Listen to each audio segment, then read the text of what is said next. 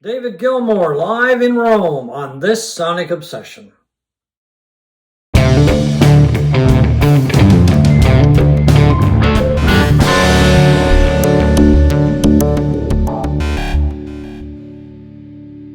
Hello, folks. I'm John Whidden. Right over there beside me is Steve McLeod. And we are today back from a little summer break. How was your summer? Well, it's been good. Very good. A little dry. Very dry. We do need some rain. Yeah, we need some rain in this part of Canada, and it's very unusual for us not to have it. Especially us in Halifax, yeah.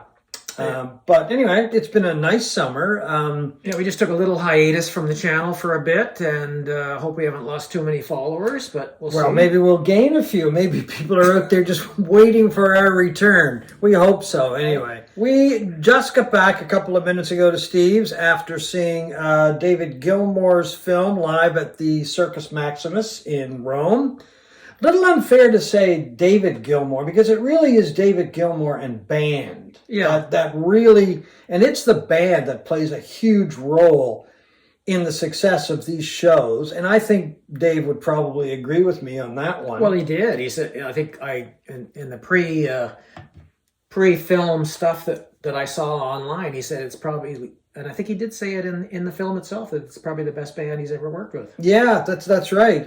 We should say, before we start this, that we fully intended to do the IMAX version of this film. To see the IMAX version. To see the IMAX version. And we ended up, unbeknownst to us, buying tickets to just a regular version, and it wasn't playing at our IMAX theater, which is just, I don't understand. A little dumbfounded about that, but I did mention, I think, or I meant to mention anyway, when I was buying the tickets, I wasn't quite sure if it was IMAX. Anyway, we got to the theater and found out it wasn't, but a lot of people were confused too. It wasn't just us. Yeah, so, and I was, what struck me is when we first walked in, and I couldn't believe the number of young, like teenagers. I'm going, wow, David Gilmour has a real following among Gen Z, but I guess I was sorely wrong, because God knows what was playing in that theater, but it wasn't David Gilmour's at the IMAX. Yeah. But it still is a tremendous film. Yes. I thoroughly enjoyed it.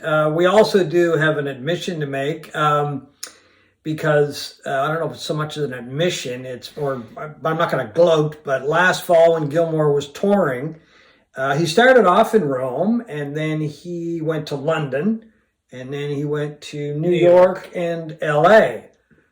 I was very fortunate. My wife and I were extremely fortunate to see him twice in London. Steve saw him in New York. At Madison Square Garden. And both of us, we've talked about those shows on our channel before. Just incredible shows. Really incredible. Yeah, and I think the film for me just maybe reaffirmed my belief that this was one of the greatest concerts I've ever seen. Oh, without a doubt. Probably in the top 5 concerts I've ever seen, and this was just a really good reminder of how fantastic a show it was that I saw in New York, and the 2 shows that you saw at the Royal Albert Hall. Oh, they were just incredible shows, and tonight was, and I think Mary, my wife, would agree with me, it was like reliving those 2 nights in London, because they were very, very special. Not only because of the music, but because of the Royal Albert Hall, one of the great venues in the world. And we were lucky enough to see him 2 nights. But I just want to get back to the band itself, because, and you mentioned the young people at the IMAX theater that we went to by mistake. There's a lot of young people in his band. Yes. You know, like half the band would be, I don't know, 30s, 40s, maybe. Well, and I mean, he's 70. Well, when he did the Thor, he was like 78. I think he's 79. Yeah. I mean, there's that great, I think he's British, Ben Worsley, the young guitar player who, I believe he's British, yeah. Who compliments Gilmour throughout this show tremendously. And Gilmour's daughter, Romany, who was not much more than 20, I think. I think she's in her early 20s, yeah. And then there's the Rob Gentry, the chap on keyboards. He's not that old. Doesn't look it anyway. Doesn't look very old anyway. Guy Pratt's the bass player, is getting up there.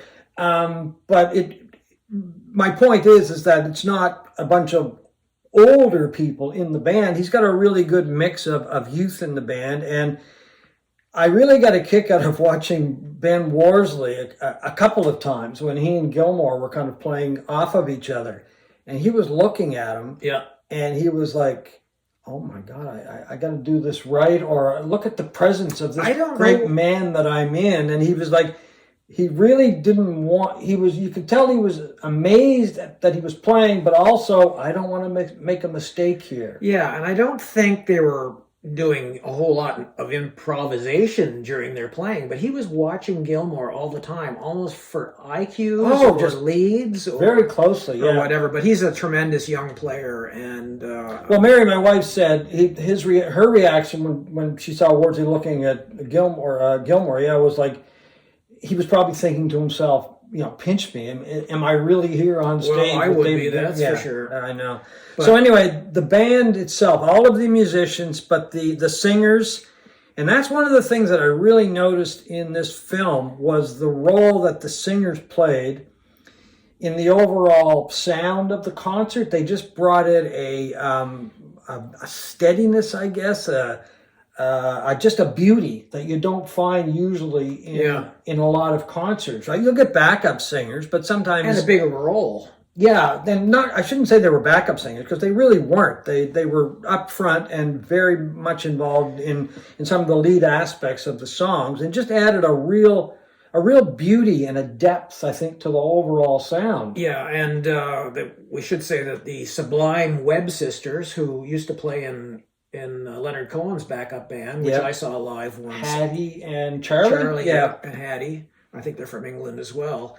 And they were so much a part of Leonard Cohen's band, just incredible, very riveting to watch. And they were the same during this concert. Yeah, and the great Louise Marshall, she was one of the singers, but she also played beautiful piano, especially their work all together on Great Gig in the Sky. And Romany Gilmour, I really have to point it out that she's a tremendous singer, but she really brought an energy and just a liveliness to the actual show. She was having a lot of fun. Yeah, and she did lead vocals on a couple songs, didn't she? Yeah, and you could tell the love and the respect between her and her father, David. I mean, they were just looking at each other, beaming in many respects. And I do remember that from the London shows. But the real centerpiece is David Gilmour. I mean, if this guy isn't one of the greatest guitar players of all time, I don't know what to say anymore. He is, without a doubt. I mean, he's completely unpretentious. He looks like he's putting the garbage out on a Monday morning out in front of it. I mean, he was wearing a T-shirt and jeans. An expensive T-shirt, though, I think. And his playing is so unpretentious. I promise I will not use the word orgasmic this time, like I did once in describing his playing.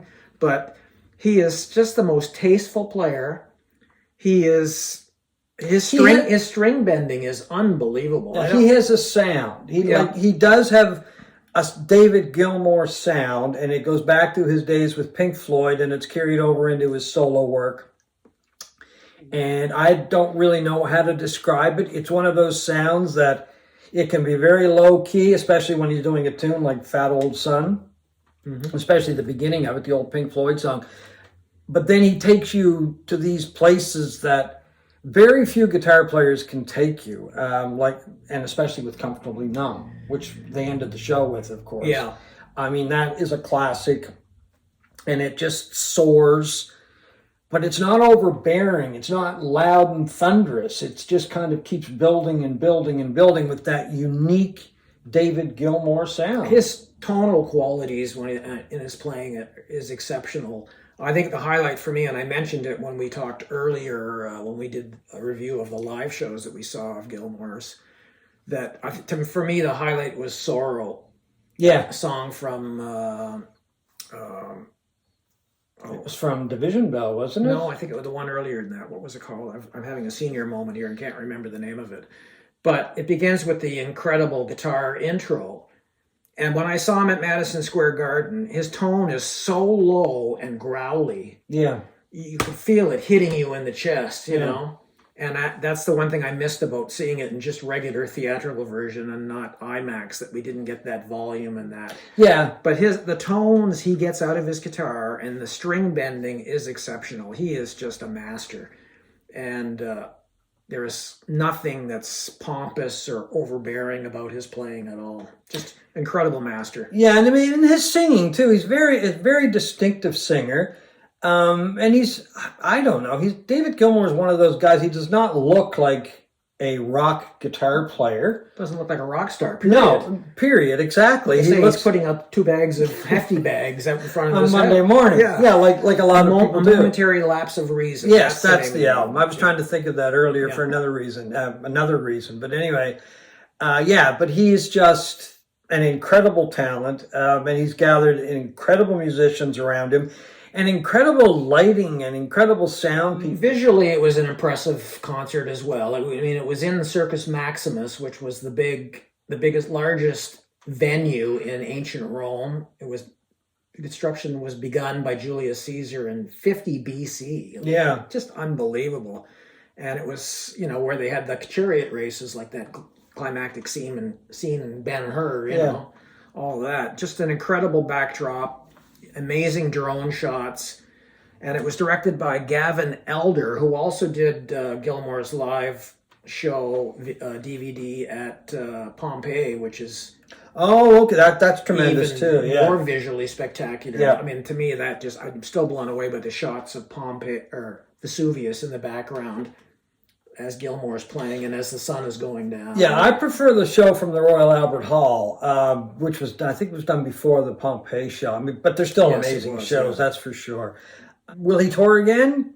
Maybe. There's some speculation that he might do the Sphere. Like he hasn't. I heard that. Yeah, and he says he's tempted. Yeah. So anyway, if he does tour, go see him. Go see him. I mean, really, because it's just a tremendous show, especially if he has the same band. The one thing I was hoping for in the film, that's what I wanted to touch on just briefly. I thought there would be more behind the scenes and more interviews with some of the people involved. And which there's very little of that. Brings us to October 17 is when this comes out on vinyl, this concert on vinyl and the various configurations of CD, Blu-ray, and all of that. And on the expanded edition, there are interviews with the band.